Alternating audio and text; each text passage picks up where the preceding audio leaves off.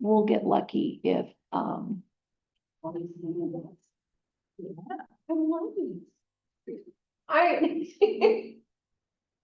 Your nightly reading.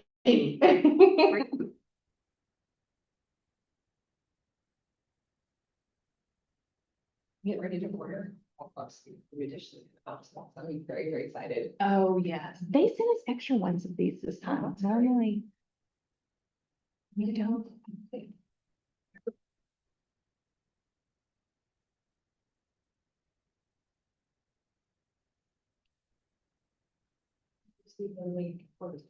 Yes. I have not. So you're, Renee, if you forward that email to, Alexis, it will work. Oh, it It's will? not- It's not, individualized. You put Oh. in your name when you go to take it. Okay. All right. Oh. Or if you want to forward it to me, Renee, and then I can Oh, forward it. that's a good idea. Thank you. I appreciate that. I'm not.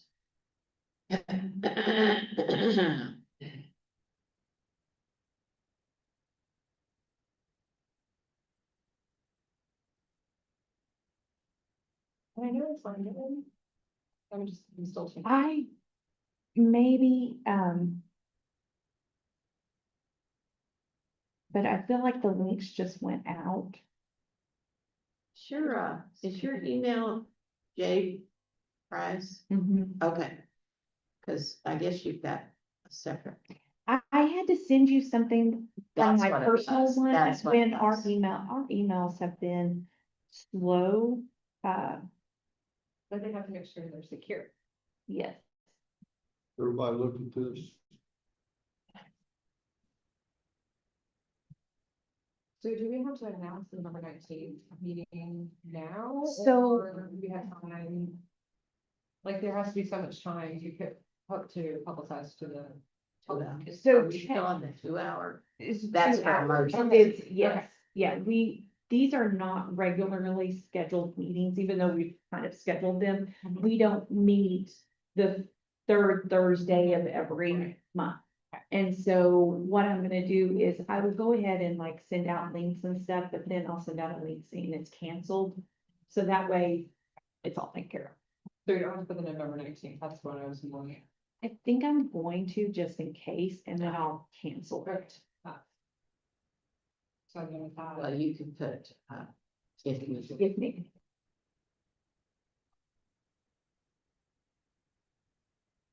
Did you get that?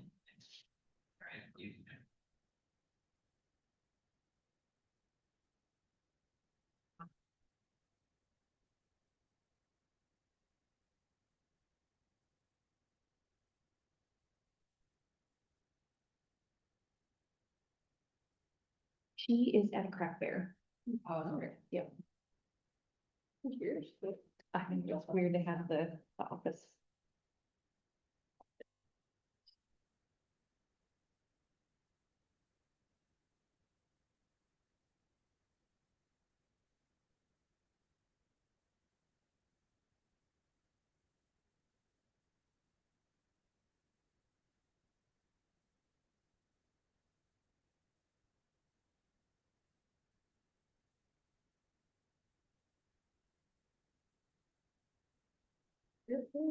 We have, everybody came early today. Still don't let me know. When I can take that. Yes.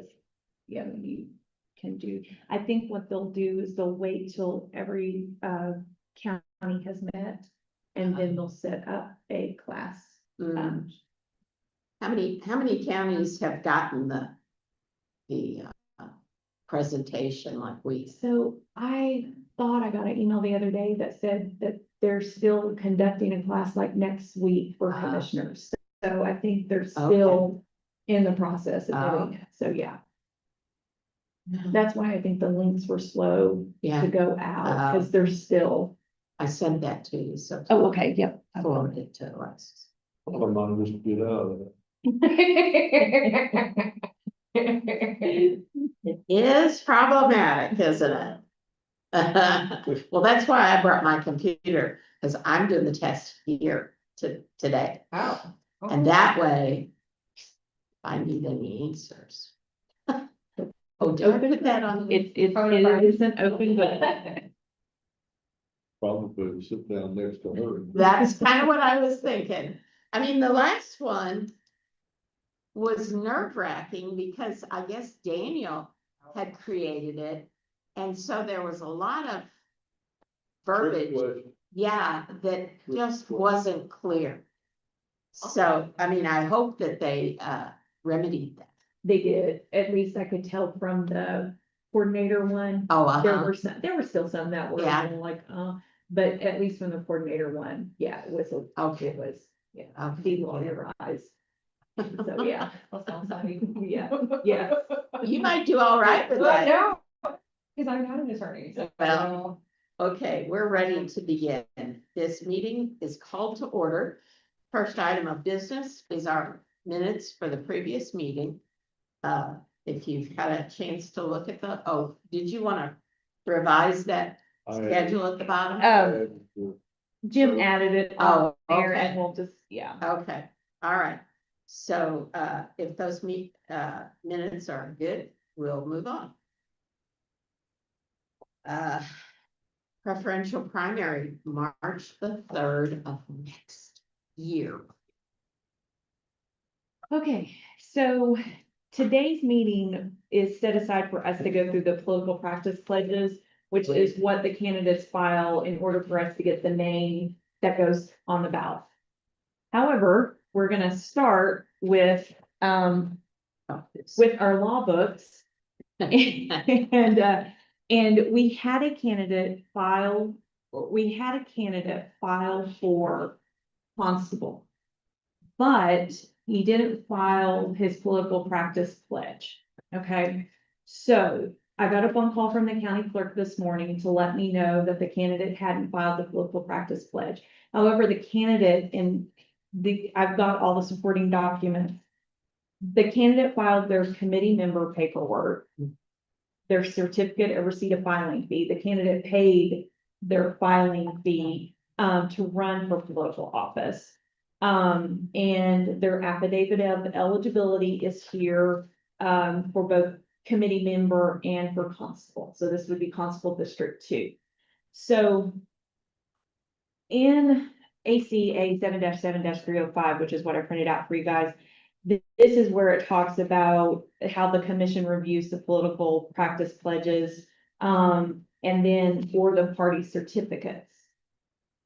However, I went ahead to called the State Board of Election Commissioners, and in your law book on page 204,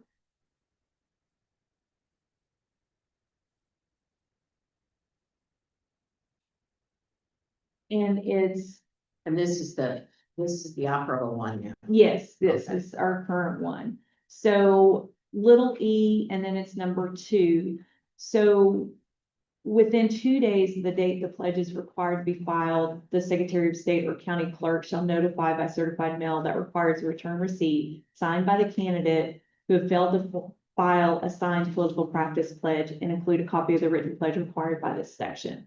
Then the candidate has 5 days to return the political practice pledge to the county clerk's office.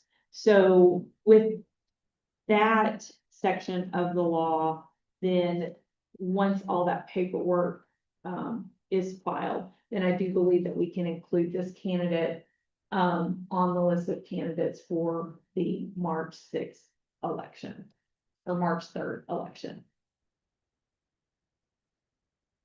And that's 5 business days, because I'm reading, it doesn't say what. one or the Within other. 5 days of So just receipt. 5 regular days. Yeah. Okay. So I think most likely what's gonna happen, this candidate will be called and probably will just go to the county clerk's office, fill out the paperwork Okay.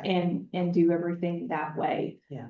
But yes, so basically, as you can see, they're just missing this one document. The candidate noticed their name wasn't on any of the lists we've kind of been putting out there, and so. But yeah, So, November the 7th so is the day these were filed. yes, So it's past that, past the 5 days, are we counting? No, so it's, the 2 days of the date when the pledge is required to be gotcha. filed. Okay. So technically, the candidate had until yesterday Okay, at noon to file. Oh. So now that starts the clock ticking for the 2 days to gotcha, notify the candidate okay, that the political practice pledge was not filed. okay.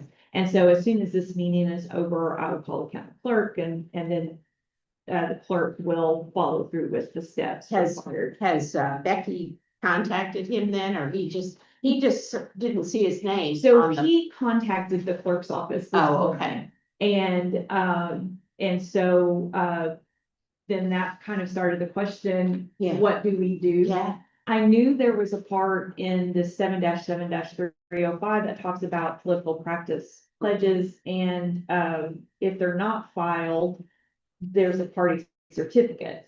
So that, I called down to the state board and that's when, Chris, showed me 7-6-103 or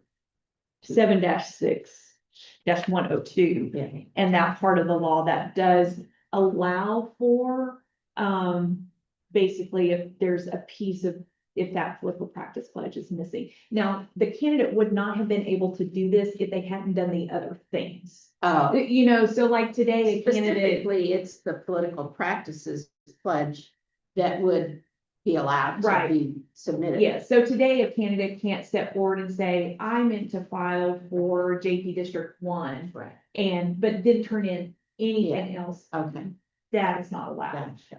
But because you'll see all of these were filed November 7th, Mhm, he paid the filing fee. mhm. There was an intent, for the candidate to file. And then he did fill out the affidavit of eligibility, so Okay, yes. so you're just basically bringing this to our attention because it's an anomaly in the filing process this time. Yes, this is the first, I think, I've ever seen this, and that's why I was like, oh, and Becky. So both of always us. the constable and screws things up. So, yeah, so yes, but, just checking and making, just to see, Yeah. what the proper procedure is. Yeah, okay. Okay, so we don't actually have any action we need to take on this. We don't. Other than being aware of it. Yes. Okay. Okey doke. Well, that's an interesting piece of information that we probably wouldn't have looked into any other way. Well, and honestly, I wasn't sure if there was a way to, basically what Chris is calling a cure the political practice pledges. I know that there's a part of the law that's very specific that after filing's over, they can't change how their name will appear on the ballot. But I didn't know what happens if they forget Yeah, to file one piece of it. well, and that's a whole thing, because you got all these different forms that you gotta fill out, and honestly, when I went up to fill mine out, I'm like, I don't know what the heck am I supposed to do all these? Some of them go to the party, some of them go to the county clerk. Yeah, and I think maybe that was part of the problem too, was the political practice pledge was filed, but this was for committee member. There should have been Oh, a an second extra one line. that said. Oh, okay, And, that's where, when the discovery was made, after filing was over yesterday, that there wasn't Yeah. a sheet for actual constable, but the other supporting documents were there. shit. So if I got my timeline correct, if filing closed yesterday at noon, the 2 days, Becky has 2 days from November 12th by noon, so that would be November 14th by noon, and the 5-day deadline would be next week Wednesday by noon. Yeah. Okay.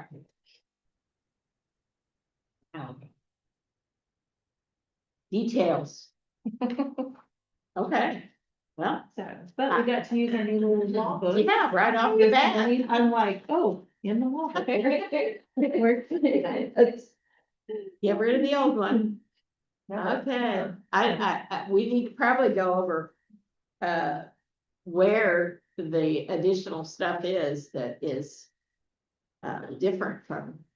Well, and that's one of the things about election law. So 7-7-305 was one piece of this puzzle, but then you have to go back to 7-6-102, so it's never, just, in this. Chronological particular order, yeah, or in a sensible order. Yeah, you have to scrounge. Sorry, That's the reason I'm- why. I'm a reasonable mind. No, I always had it reasonable and logical and the only government is probably wrong. Yeah, exactly. So Good point. that's the reason why I like the books, because with computers, unless you know what you're looking for, Mhm. I can flip back either forward or backwards. and- Problem is you can't search this. No, but I can go back like, okay, this kind of makes more sense, and it's usually with one or two. Yeah, So- yeah. Sometimes. And it has a pretty good index in the back. Yeah, so it if- does. if I gotta you're go home and looking- mark mine now. Yeah. Cause I've got sections. Paper that- for your pen. Oh. No, I won't do it then, but. Anyway, all right, next item of business, ballot layout. Well, no, we have a Oh, bunch we're of political still- practice pledges to go through, so Oh, these are, okay. This was just the first. this was just the first one, I was like, let's get this out of the way. So now we So, know what we're looking for. so what happens is the clerk gives us a candidate roster by office, and that's what this is. Now, this is not official, and one of the things I did talk to Becky about, our county clerk, is a lot of times, because she has everything, she goes ahead and certifies the list to us, but I've asked her to wait until the deadline. Because if a candidate drops out, it makes it cleaner for us to not place that name on the ballot. Yeah. So this is not a certified list, but this is just kind of a roster that she's prepared, so we can keep track of who's filed in the paperwork. Okay. And if he meets the requirement, we'll be happy to add a name. Then it will be added to that. And like I said, the list, that's another reason why the list isn't certified yet. It gives us the opportunity to do that. One last question about him is Mhm. that he left this space blank, the office of blank. So So will that matter either, or is that kind of a blanket? I think if you combine it with, Certificate receipt of filing fee? This was left blank here. Does that matter? I mean, how particular? is it? Yeah. That I don't know. Okay. Honestly, the thing we have always focused on for our part in accepting the filings or accepting the names to place on the ballot is how the name is written on the political practice. Well, this is the form that he filled out for being a member of the party. Right, So, I mean, but it doesn't say what he intended to file. Or because it's not I would assume because it's not an office. Well, this would have said constable right here, Yeah. and he would have put his name on here. Right. But if you look at the last page, that candidate filing form affidavit of eligibility, that's where he is written. Yeah. So that's how we know the office that that he intended to file for, and plus he paid the filing fee as well. So, yeah. So, and that receipt is written down here too, for constable, on there, so Okay. yes. So, and a lot of times we don't ever get any of the others, we only That's what get, I was Yeah, thinking. we've Some of never- these forms never, we don't know that. we don't, and Becky just went ahead and sent everything to me this morning because the two of us were like, okay, what happens now? And so that way we had everything we needed. Right. So this is unofficial. Yes, that list is unofficial. And then the Excel list that's behind there, that is from the Secretary of State's office. Oh, yeah. That is completely unofficial. Okay. In fact, there was a news article this morning that one of the state reps is dropping out. Already. Yes, and then I noticed, A current serving or somebody Yes. that was, oh. yeah, he's not seeking reelection. Okay. So yes, he's decided not to. So we only have to focus on the county political practice pledges. And so I've divided them up into, the first set is the Democratic candidates. And then the top two, or the top paperclip ones, those are where we actually have a contested race. Oh. And then, the rest are for all the unopposed, primary offices at the county level. And basically, we have a political practice pledge for everyone who we have on Becky's list. And the other thing we would look at on these is, for instance, Councilmember Diane Bryant, she is allowed to put council member in front of her name. She is a city council member for the city of Farmington. But if you have a title such as doctor or like commissioner, you would not be allowed to put that on there. So as our office has reviewed the local practice pledges, anything that wouldn't be allowed to be placed on the ballot, we don't place on the ballot. And I don't think there's anything of note in the ones from the, on the, Democrat side.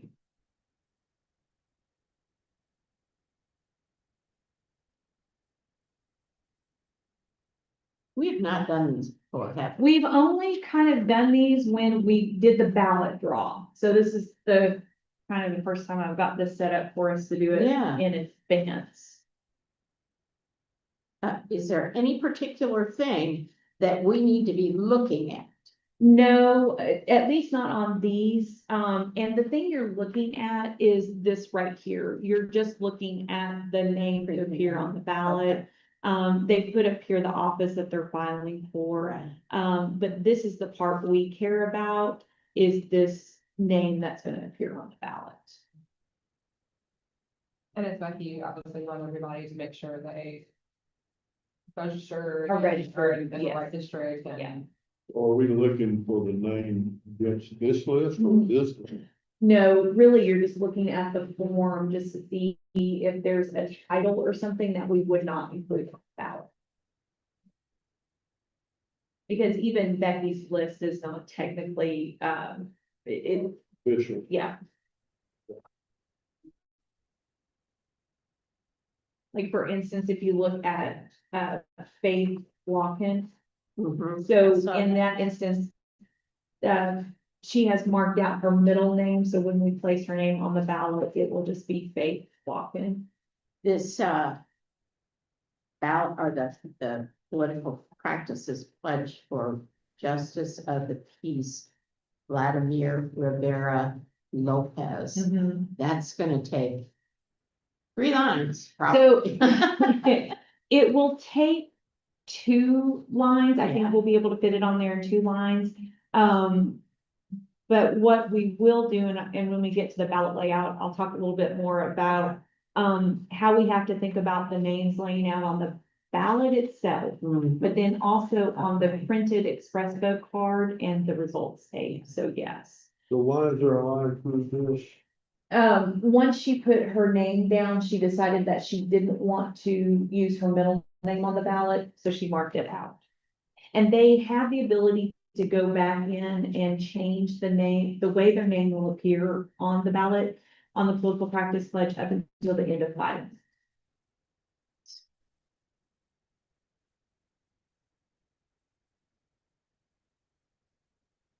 Okay.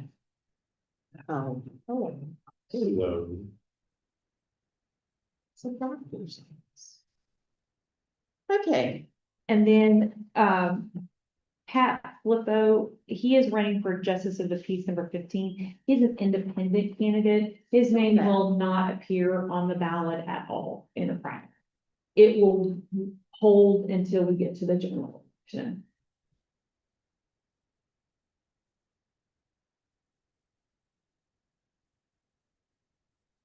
And the Republicans, I have the contested races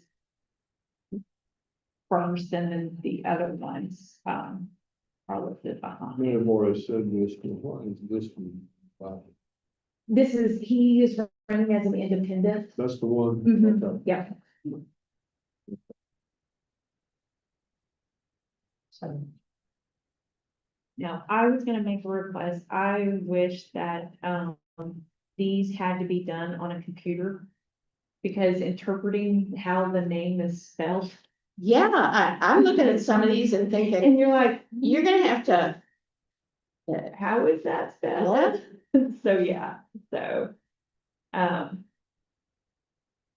the ones that are tied, so for instance, if you look at Mike Neville, he put chief deputy coroner, that name, that would be removed. We will not place that on the ballot, because while that is his title, that is not the elected position. So, Elected positions for. right, but he is not the current coroner.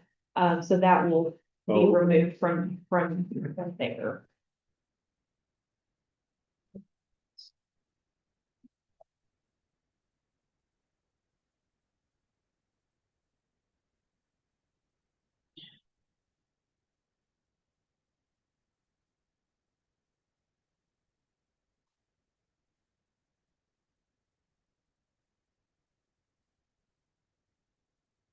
You said somebody announced that they were not, they decided not to run for. It was in the paper today that State Rep 24, the current representative is not going to seek reelection. It's not anybody. No, well, it is, but not in our, I mean, yes, technically it will be on our ballot, but we don't have local practice pledges for them. They file it, Who they decided not to run? Brad Hall.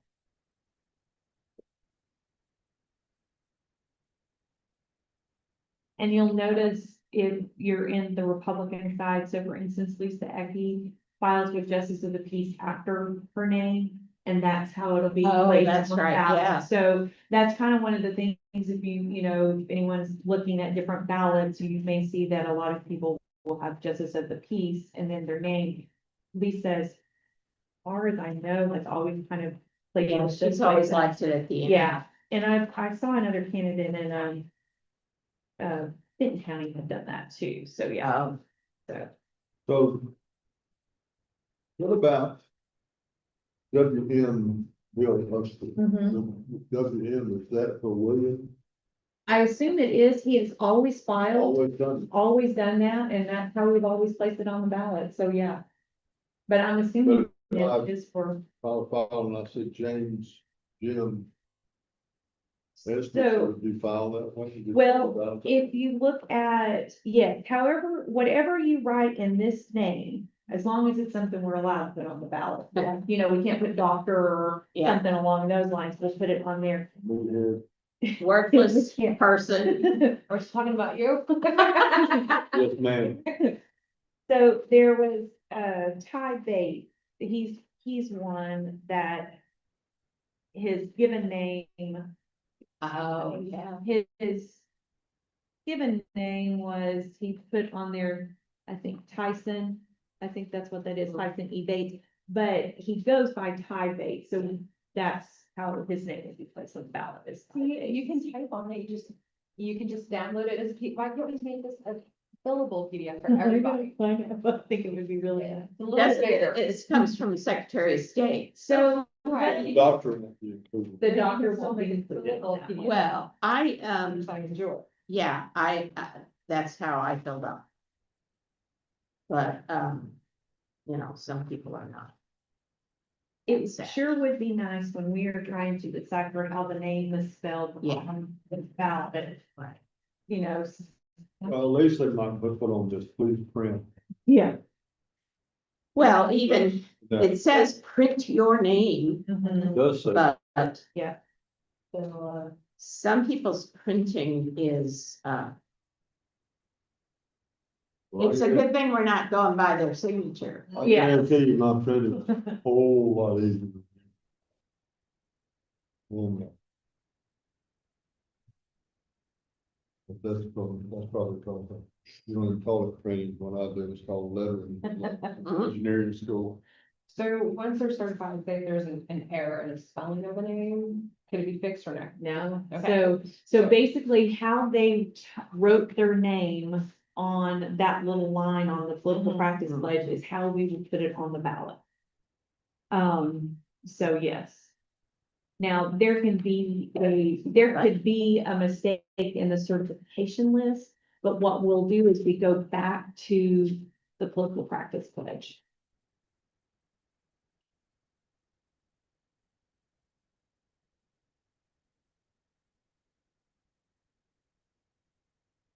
And there's no action the commission is taking in regards to Okay. these. It just says that we're to review them. Okay. Any other? The last step that you have in the green is the school board candidates. Oh, you had one. So the way the school board candidates will work, the contested races, there's a contested race in Elkins and a contested race in Lincoln. Those are the only candidate names that will appear on the ballot. All of the others do not get placed on the ballot, Okay. so. And you'll notice in the school board candidates, they put director if they're the current director. That's Oh, and that one stays that stays because because it's elected. yes, they're a school board director, and so they are allowed to put director in front of it.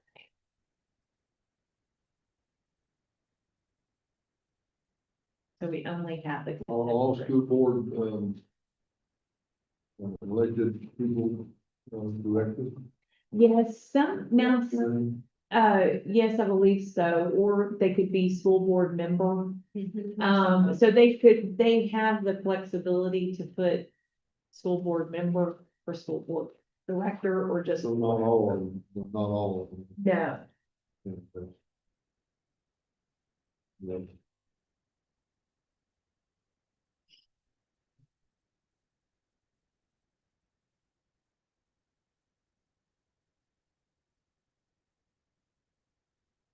Don't understand that, you know. Let's say justice of the peace is elected to be the justice of the peace of that district. So to allow them to put justice of the peace in front of the name, I think makes sense. But is a school board director elected as a director, or are they elected and then chosen by the other members or to be the director? so these school board members are also, another title is director. So the school board member is also a school board director. It's one of those. You can use either or. Okay, so all of them are directors and they're all members. Yeah. Like, so for instance, a JP, a justice of the peace, they could have just put JP in front of their name. Right. And we would have, Happily taking that on the ballot. yeah, to put on the ballot. So they are not in alphabetical order on. I'm Becky's assuming this list. one burns on the candidate list. So he's a Republican, he's probably on that page at the very bottom, no, the Oh, front page, The first bit. yeah, he should be. Just, oh, okay, gotcha. Yeah. Okay, sorry. Yeah. So this system of this candidate roster by office was something created before Becky even became county clerk, Gotcha. and it puts them on there in a funny way, so, yeah. You kind of have to hunt and. I do notice that David Wilson on the list says justice of the peace, but on the candidate form, it does not list that. So is that? But on here, it says justice. Just of with the peace. this piece. I'll have to get with Becky's because some of them came in and changed their political practice pledges, and I'll Okay, get an updated one okay. for David Wilson.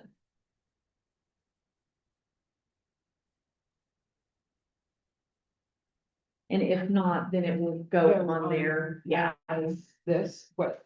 yes, but I think she has an updated one that says justice of the peace on it. Okay, so we're basically just reviewing. Yes.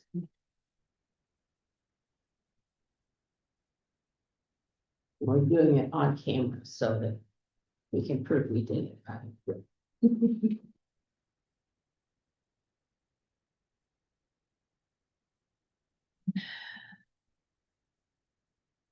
He also typed, it can be done. Yeah, it can be done. And so now granted, some candidates have really clear. Exactly, block- yes, Kind of block. Yeah, printing. yeah. So, And then you've got some, So that was for the doctor. where the what? The doctor. Yeah. That's what I got. Yeah, so for instance, we won't place that. well, you're very thorough. It's good though to have a second set of eyes on because Yeah. that is one of the things we've looked at them Right, multiple times. that's a good point. And so, yeah, Yeah, after a while, your eyes just sort of glaze over. Yeah. 50,000 political pledges. Or practice pledges. and I will, check on David Wilson's. That's only when I saw that was different. Yeah. And I knew that there had been two others that had changed and she had scanned in and sent me the new ones. So I'll follow up on, because I'm pretty positive that that his has been redone too. Okay. Are we ready to move on?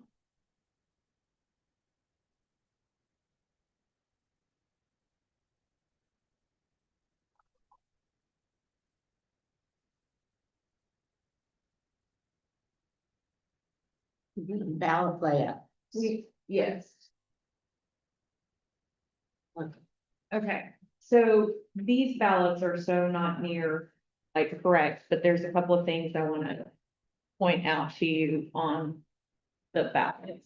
Okay. I have my ballots in one place. So, okay. How dare you? I know, it's in my own book. Okay, so the first little spreadsheet that you see here.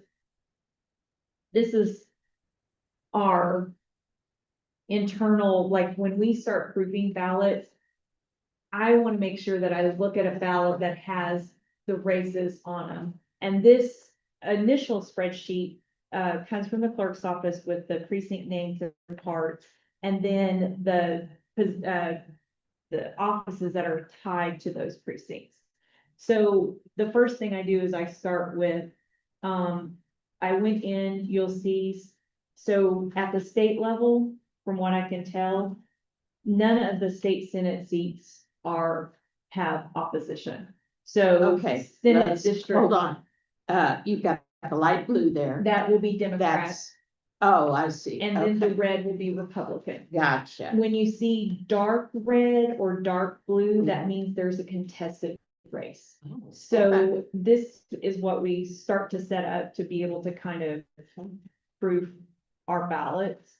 And then if you look at the state rep ones, you'll see, and this also tells you the picture for what the general ballot will look like too. So for instance, state senate seats, there'll be no contested races when we get to the general election. But when you get to the Republicans, they're unopposed in the primary. But when you get to the general, you'll see that there are certain seats that will be unopposed in the general as well. Okay, so this is strictly for the primary. Yes. But it also kind of It gives you an shows the idea. clue for the Mhm. other, yeah. Yeah. So state rep 24 is the only one where we have a contested race. As of yesterday, it was a 3-person race, but now it'll be a 2-person race on the Republican side Okay. for state rep 24. And then when you get to the JPs, on the Democratic side, there's a contested race for 7 and 10, and then, on the Republican side for JP 5 and 13, and on the primary. And then on the constables, there's a 3-way race for Constable District 1. And if all the paperwork is filed for the other constable candidates, there'll actually be a contested race in Constable District 2, as that's the district he's in. So, and And then what's the yellow? that's the school district, so that's okay. Elkins and Lincoln, those are the two. So I lay this out to let me know, these are the ballots I need to look at to see where the names and how the names lay out on the ballot when we're first getting everything started. Okay. So this is just kind of our internal process.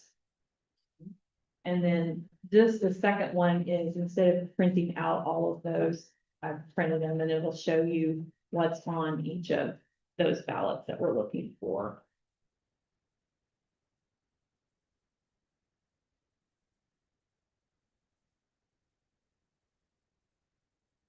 What, tell me again what this second one is? So the second one is instead of printing out over 100 ballots for you, because some of these ballots are duplicate in here, this is just the list of ballots that are printed here.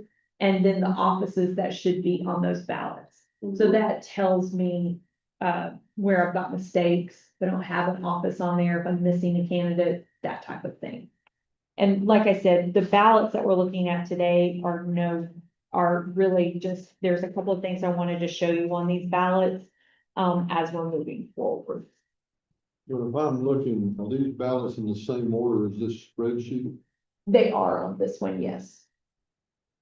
And the Democrat set is first and then the Republican set is after. So for So instance, this- on Boston, yeah. Mm.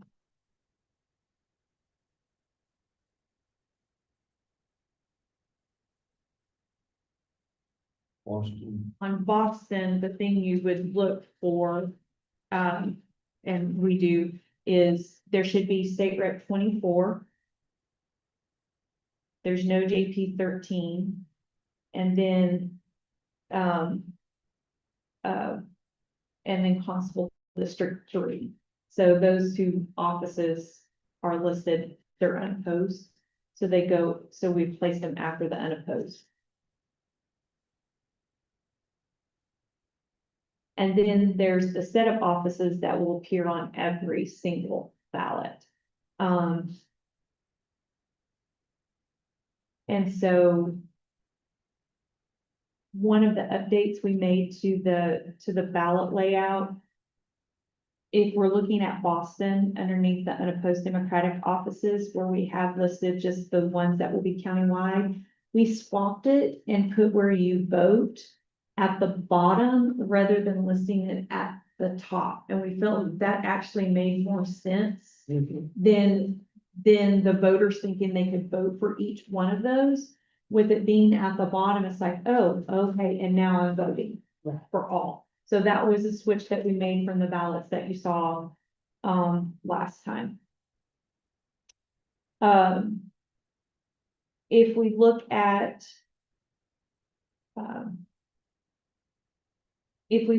Circuit Judge District 4, Division 8, wait a minute.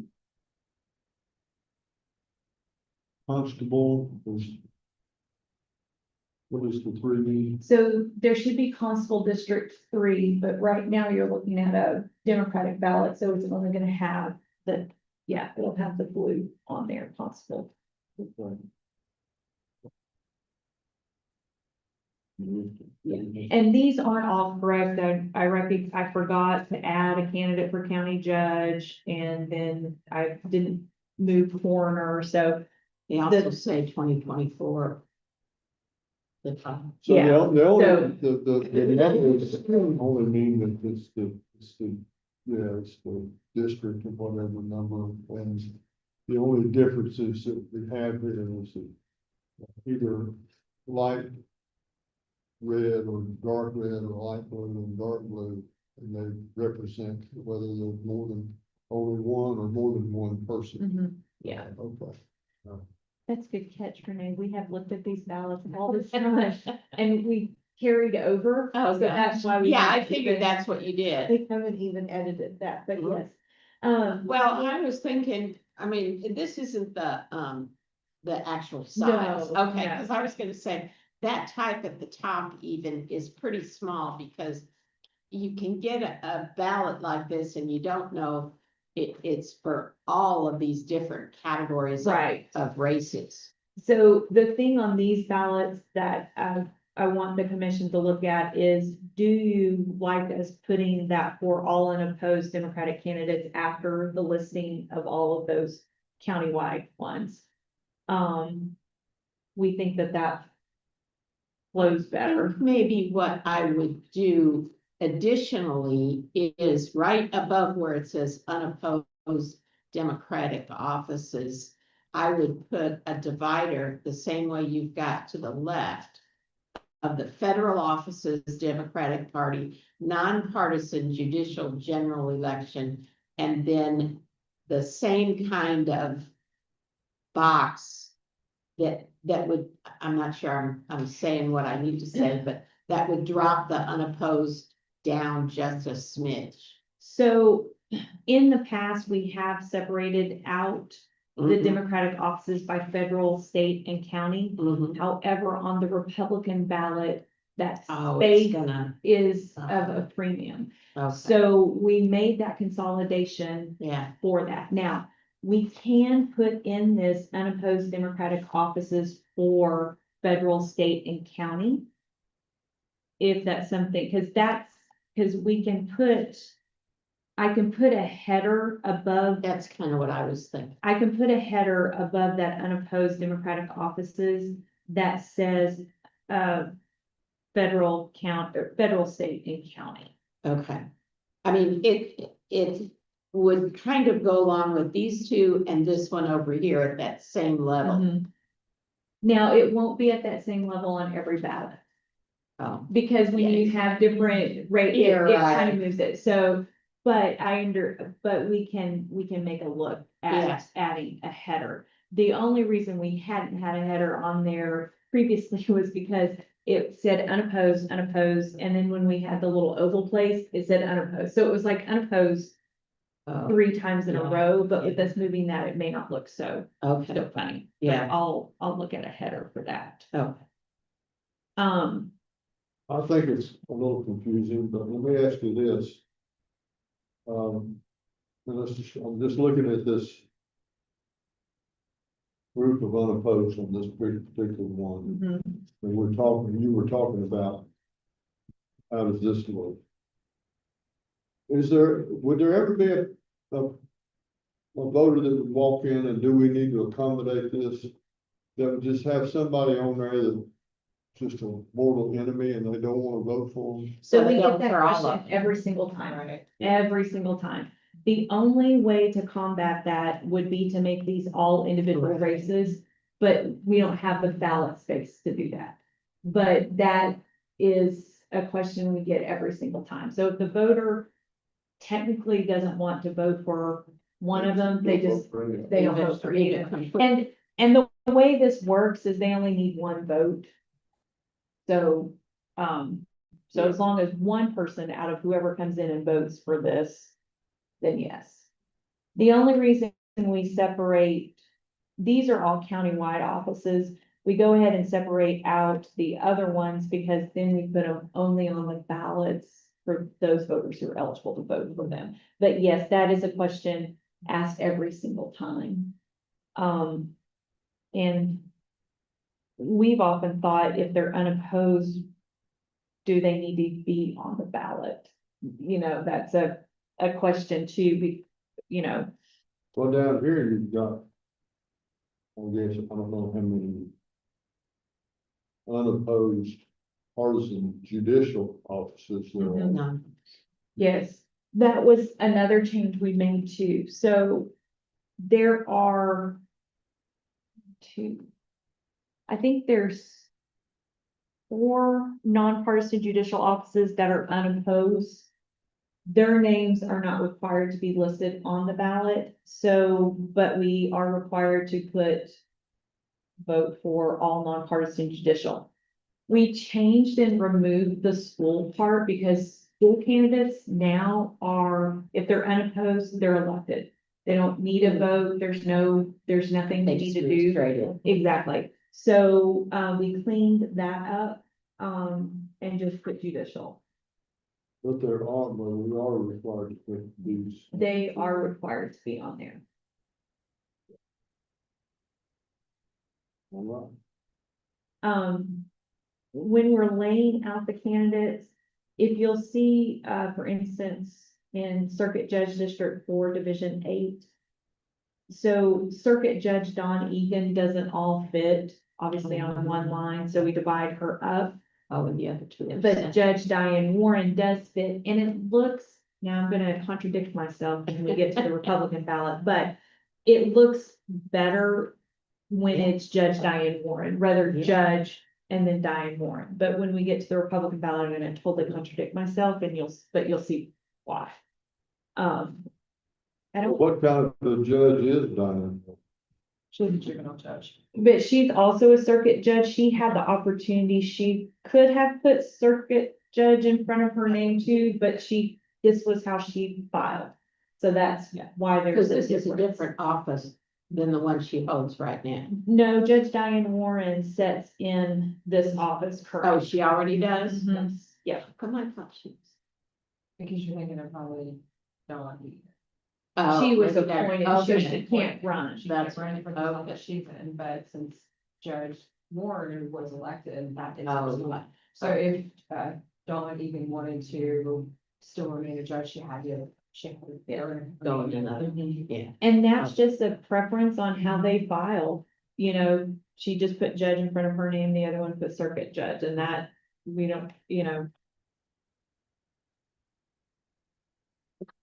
I don't think on the Democratic side, there were any that stood out to me. Now, this US Congress District 3, when I ran the names yesterday, Diana Lawrence wasn't on there anymore. So I don't know if that means that she's dropped out. So that would obviously change and move them over. Well, that would be, When do they have to certify the? December 1st. So we are still a little ways off.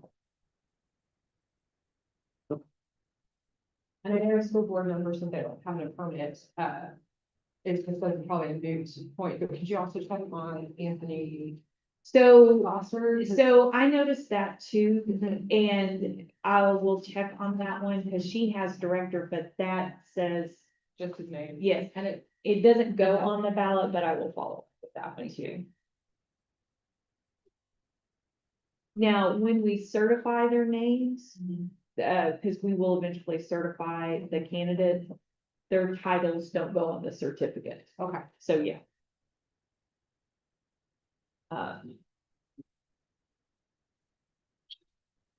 And on the Democratic ballot, with the way it stands right now, when we get into the Fayetteville one, it's still a 2-sheet ballot. Okay, that was my other. Yes, but even the Fayetteville but when we get to the Republican one, so far, we haven't pushed question 9 to the back of sheet 2.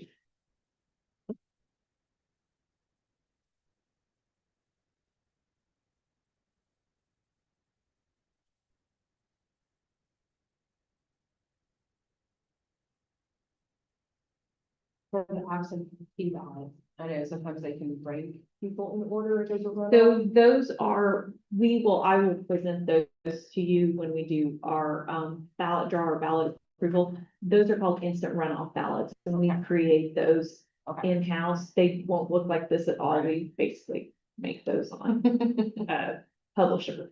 But yes, they then get the ranks and they get the special instructions.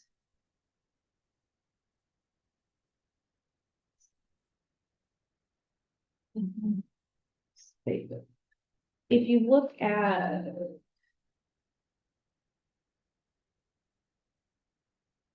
Trying to think of one that.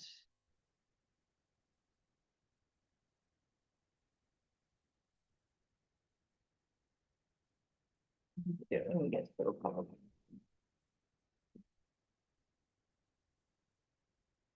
So what are we challenged to do at this stage? Really is, the aesthetics of the ballots, more so at this point. Because after we do the ballot draw, we have very little time to get Oh, ballot yeah. tested. Right. So any of these little things that you guys want to tweak, this is basically just The tweaking. time to do it. Is now, because when I present them to you, basically when we have the ballot draw, that's how we want them and not make any adjustments other than flipping the names.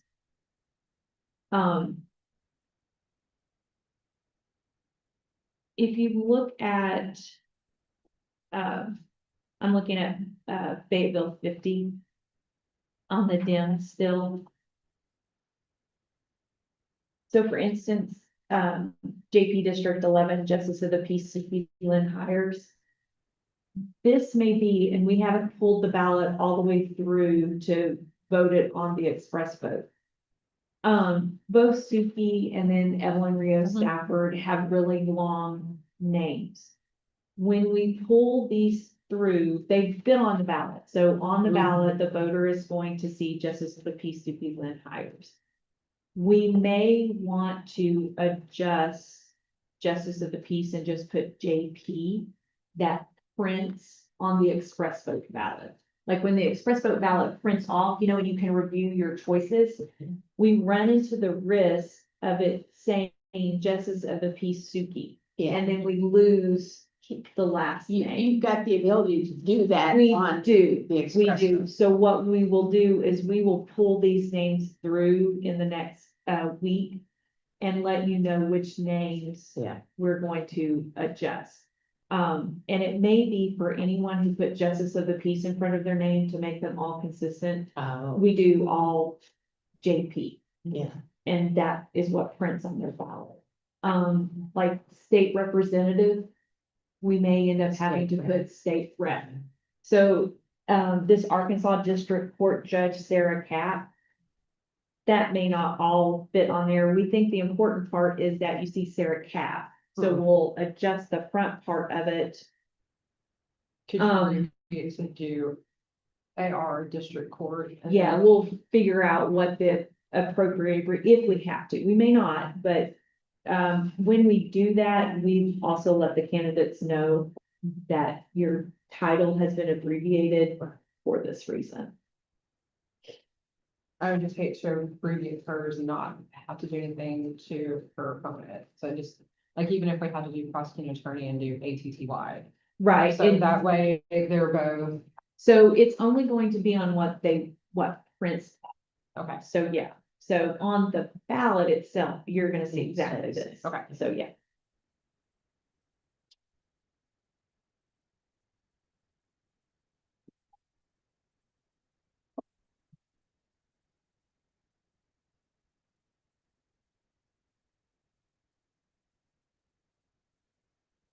We were teasing in the office. Fayetteville 59. I said one name we have to get spelled correctly is State Rep District 20 for Max. Oh, That big one, any names. We want to make sure that one is spelled correctly. I mean, obviously all of them, but yes.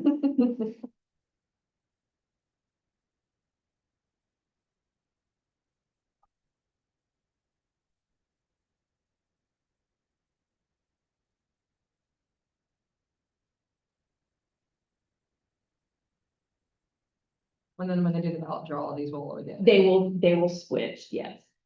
But the idea when we get to the ballot draw is that we have all of this nailed down, yeah, And we all have to do such names. yep.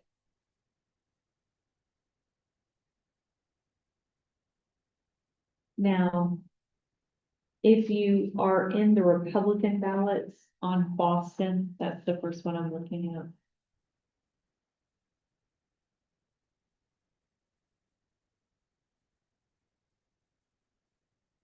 When we look at Secretary of State. So Judge Kathy Harden Harrison, obviously that doesn't fit all on one line. So we had to put the judge first and then Kathy Harden Harrison. Because it wouldn't look right to put Judge Kathy Mm, and then Harden Harrison. yeah, good point. But we went ahead, I believe that Senator Kim Hammer would, Oh, it would might fit. fit, but with hers having judge and then his, that made it look similar in the box. We felt that that was a better layout for that one. And one of the races we don't have on here is one of the Supreme Court races that candidate filed. Or I didn't get the information till late in the day and they had a very long name. So that'll be one we'll have to look at. Is, on the Boston, is Willie, is that a WILLIE or? Oh, we haven't proved the spelling. Okay. It's probably supposed to be WILLIE. That's what Yeah, I thought. yeah.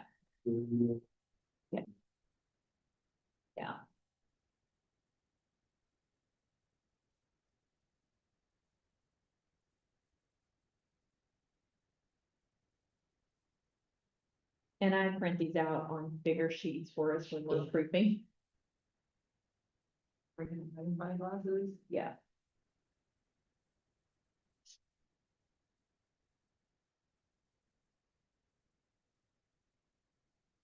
Now, we did notice so on this Boston ballot, on the back is the school millage. So so there are a couple of things we can do. We can go in and make all the boxes smaller.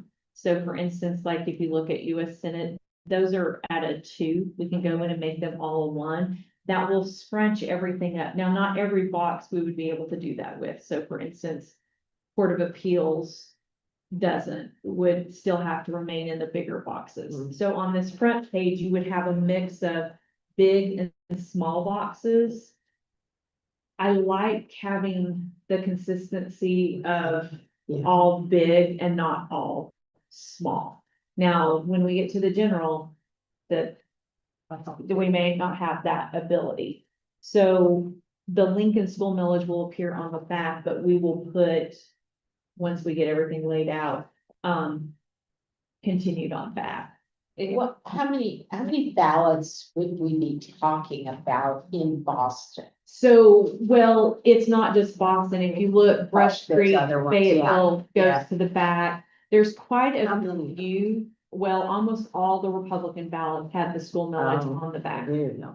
Yeah, Even if we made those boxes bigger for Boston, could we fit that on the front? see, that's the thing. I don't know if we make them all smaller, if it will end up fitting on the front.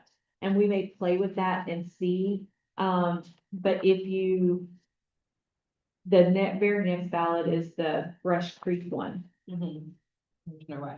Yeah, it has 2 things that pops over on the back, and I also don't have the coroner race on here as well, because that's a contested race, so that's gonna adjust that. So yeah, How many go to a three size? so only the city of Fayetteville ballot, Okay. but even with that, we still are only on the front of sheet 2. So because what we wanted to avoid was going to the back of sheet 2. Yeah. But yeah, if you notice all the all the Republican ballots, the Yeah. millage goes to the back. Now, the only school district so far that has any difference in their millage is the city of is the Fayetteville School District, and they're not increasing their millage, they're just doing a restructuring of their millage. So What they, does that mean? They're It- repurposing the money. They are, Repurposing. and they extended the bond, I think is what I read, and I could be so wrong on this date, but I felt like they extended the bond to 2050. Is that, I mean, those bonds are long, but they're not increasing the millage, it is just strictly a I wonder restructuring. if they're getting ready to close to pay off, and they're like, since we're Yeah. not collecting it, yeah, we're just gonna extend it and repurpose it for other things. Since you're already used to paying it. That would be my 2 cents. that could, Mine. That ought to be illegal. That's the reason why it's on the ballot. You can vote against it or for it. So Fayetteville 54, if you look at that ballot, this is one of the first ones where you're going to see on the back, you're going to see the school millage, and then the city stuff starts. So are we still talking about the Republican ballots? yeah, That's for 54. Before. It's in here somewhere. so There you go. it's not necessarily in the same, it's that 246 number that you see in front. Yeah, what's that? Okay, so that's the precinct code. The Fayetteville 54 is like its common name. But if you notice, like Fayetteville 1 comes or Fayetteville 6 comes after Fayetteville 54. Right. That's because over the years, Becky's had to put in precincts with this precinct part code. So your common name doesn't always flow alphabetically. So when we are proofing and creating, we use that 246 number.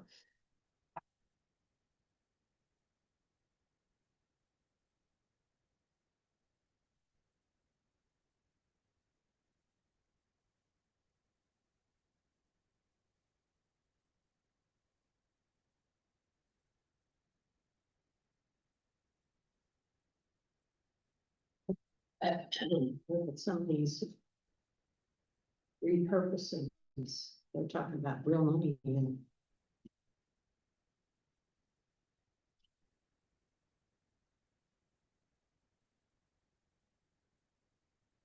Now, I'm looking at Fayetteville Six, but it probably the other ones too.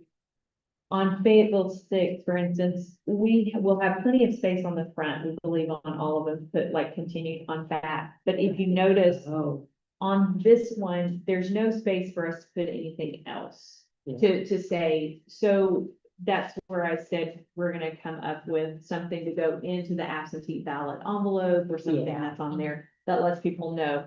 But we do believe on the front of all the ballots, we'll be able to put oh, good. continued on back. It's just gonna be some of these. They won't have anything on the back side of it.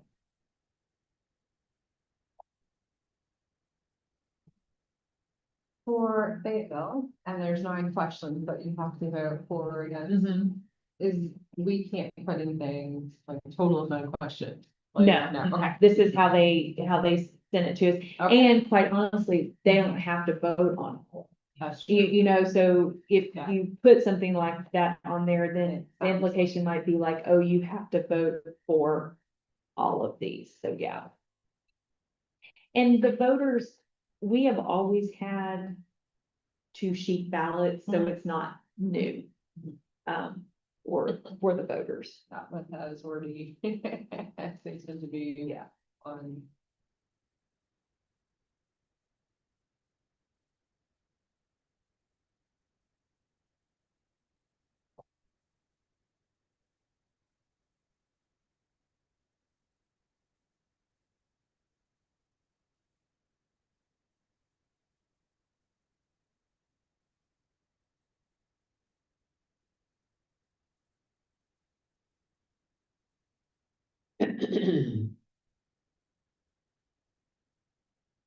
Okay.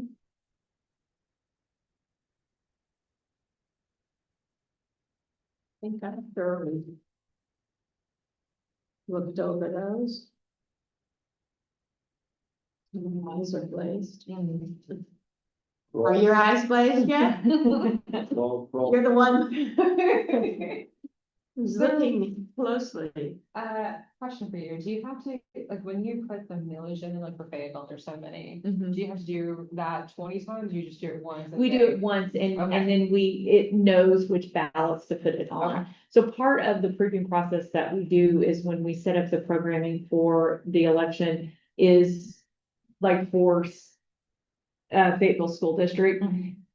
The precincts for Fayetteville School District are attached. So once we put the question in there, it knows to attach it Okay. to all So of you just those. have to write it once. Yes. And then if there's a mistake, you fix it once. Yes, and then it Okay. fixes it all. Okay. That's why when we're proofing, like for instance, the names that go on all the ballots, once you proof it on one, Okay, then it's on Gotcha. all of them. So, yeah. So at this point, we don't need to approve these because these are just No, your no. normal set. Really, the big change for- was for like- us moving that for all unopposed Republican candidates and Democratic candidates to the bottom of where they're voting. If you notice, the Republicans have a lot longer list Right. of names. So, yeah.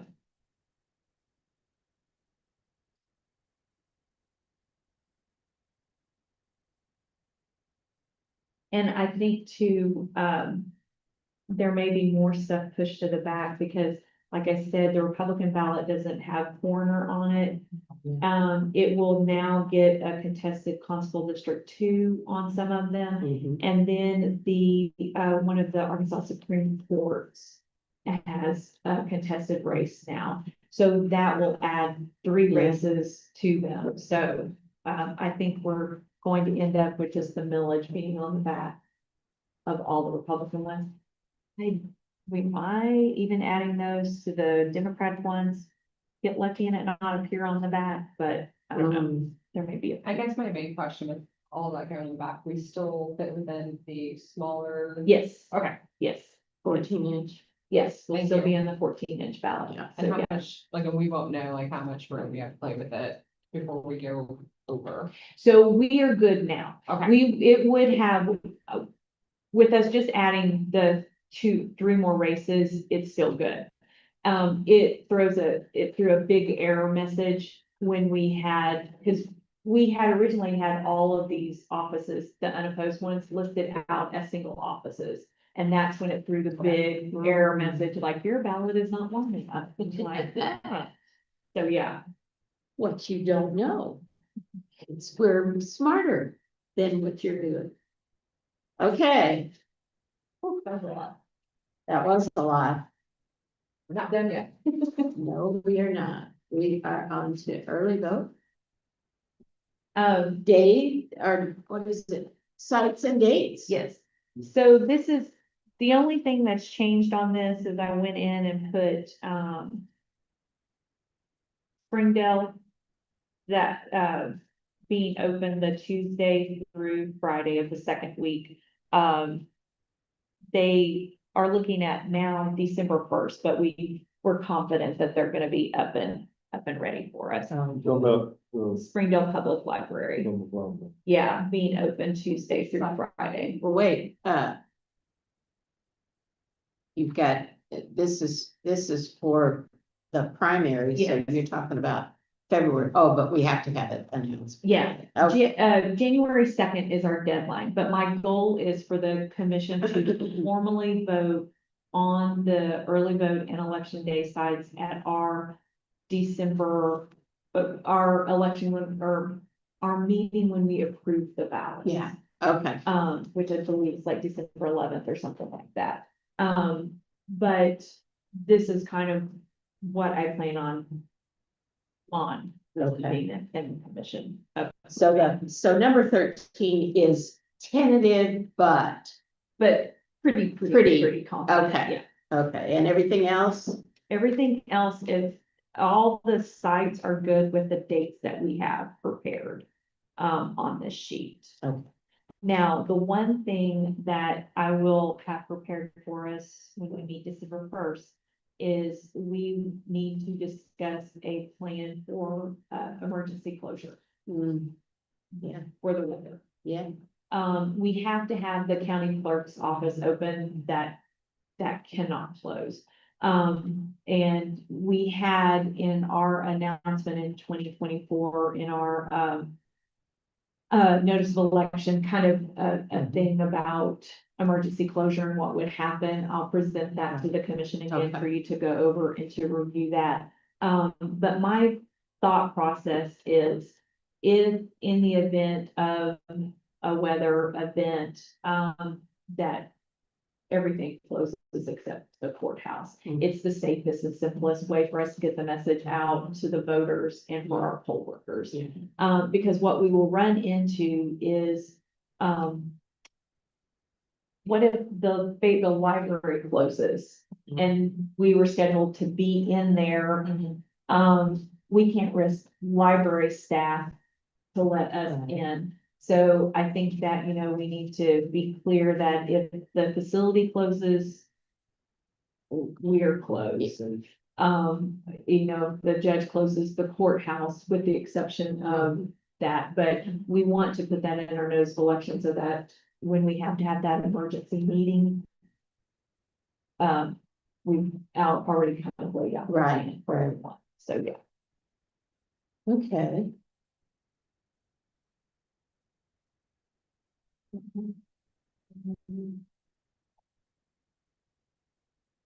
But I'm excited to hear that the Springdale Library will be completed and done and open for us to use. So I'm excited about that partnership.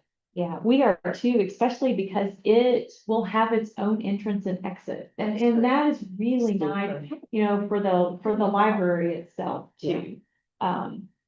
Remind me of, what we're gonna be doing with the new senior center. I see that we're just gonna have a limited number of days. Yes, we will just have a limited number of days, Wednesday and Thursday, and then we have to close early on Friday. They already had something booked out already. When we get to the general election, we will have the full days. I've already got us on the calendar Oh, for the super. general. But we don't have anything on the second week. We don't, because for the limited sites that aren't going to be election day sites, that's when we start deliveries.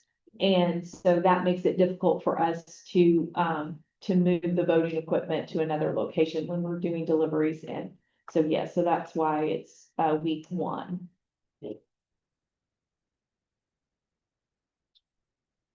Okay, well, as things get closer,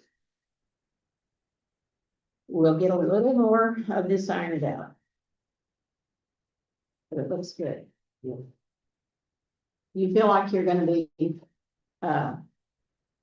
covered well? I do, I feel like our early vote, even though I know there's some that we're not keeping open for the 2 weeks, like Farmington Nazarene and those kind of things. I feel like we've got for a primary election, a very good coverage of sites open for voters to take advantage of. The weather is the thing that honestly worries me. And we can't do anything about it. About the sites being open, and then if we set ourselves up with too many sites open. Right. Then we put more people at risk. Yeah. So, yeah. Okay, we'll know more in another couple of weeks, maybe. Let's see what we got next, election day sites. So election day sites, I am still waiting to hear back from Cross Church. I will reach out to them again. So that is the site we're looking for, on Mount Comfort.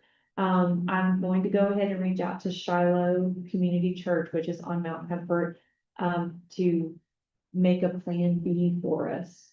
If Cross Church is not something that works out, we've got to have something out there. Yeah. So, to get that plan B for us.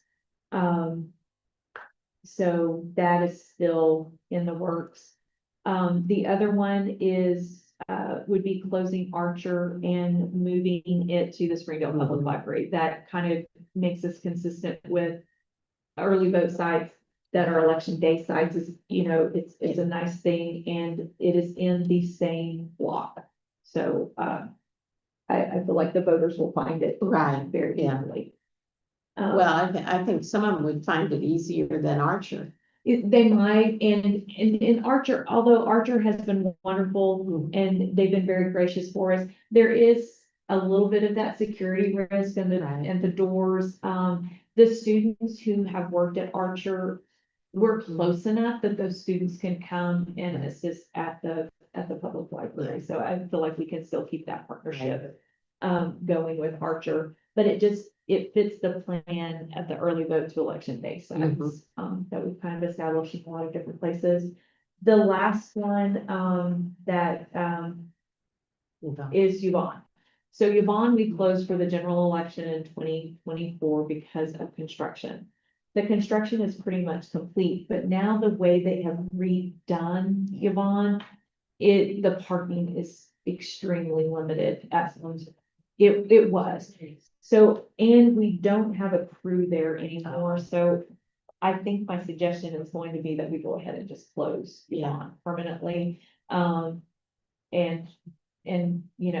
just stick with Genesis. Those voters, will be able to go to Genesis. That's where they voted the last time.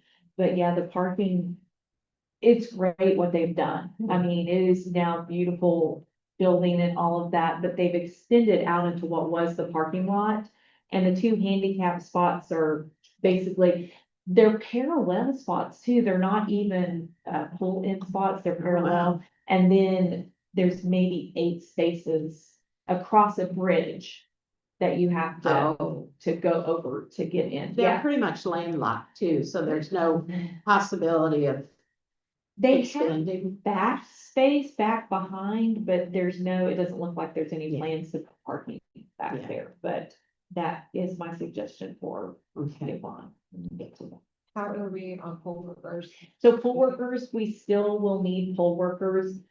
We're continuing to get poll workers come in and everything like that, so, that's another challenge of opening back up Yvonne. We have several Fayetteville sites and Springdale sites where I need supervisors, and, so if we open back up Yvonne, it's still looking for, that's a whole crew we have to replace, Let's so work yeah. on the places that we know for sure we have them. Yeah, Can, when you put a supervisor in there, can you change them like, hey, will you be at this site and then go to the next day, or is it just that location for that? so typically they stay at the site, but occasionally we've had to borrow supervisors from other sites. So like, for instance, Central has a great team and she has probably 6 people on her team that could be supervisors. When we've gotten to where we've got a place that doesn't have a supervisor, we sometimes reach out to other places and like, hey, is there anyone on your crew that we could train to be a supervisor at that place? And so, yeah, so that's kind of one of the avenues that we track down on supervisors.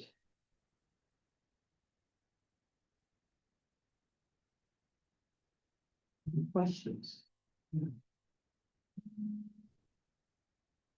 And what is the training again for this, the whole? The train the trainer is December the 2nd. But then we will start our actual poll worker training, January 13th. So you still have a little bit. We still have a little bit of, I will train poll workers up until the day we sign the notice. Poll workers. So, and I have 4 new poll workers actually coming in tomorrow. To go over just the simple, like how you set up the express, how we set up the tablets, how we do all of those. So yeah, so for our new supervisors, we do like little. Past, but like until you're doing it and. I know, but once you've done it once, that's the thing, because the 2 of the individuals have worked as poll workers and they're gonna be good supervisors, but they've never set up the polling location. So you need to know how to set up the polling location. So I'm having them come in tomorrow and we're gonna practice setting up the poll books, practice setting up the voting equipment, opening it, those kind of things. So yeah. Okay, other business? The, So when, is the list of candidates going to be certified? December 1st. December 1st, okay. Yes, so they won't be certified until December 1st. For our meeting election night, December the 18th, we're meeting at 7. No, November. Oh, November, yeah, not December. November the 18th, I will not put a link for,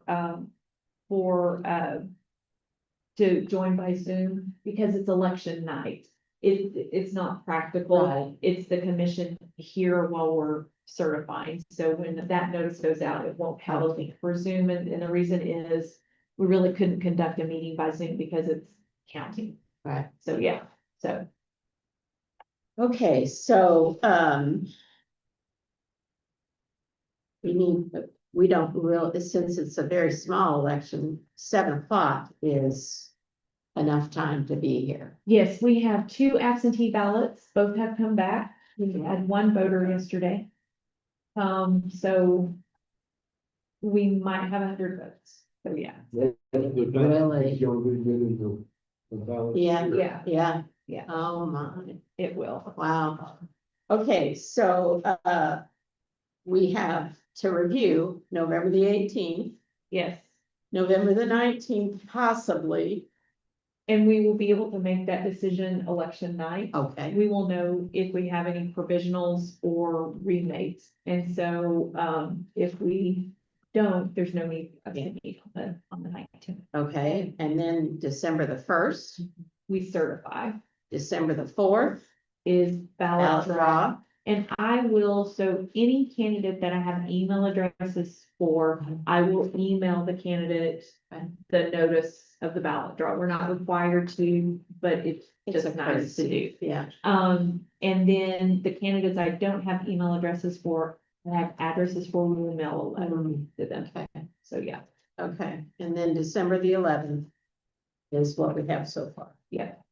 And for the November 18th at 2 o'clock, you only need one of us. We don't need anyone Okay. here for that one, just December 18th, that's here. yeah, that is, we're going to canvass those two ballots and we're not counting or doing anything like that. So it's just a canvassing process. So we don't need a commissioner here for that part. So, All right. If there's no other business, then we are adjourned. Don't forget your book.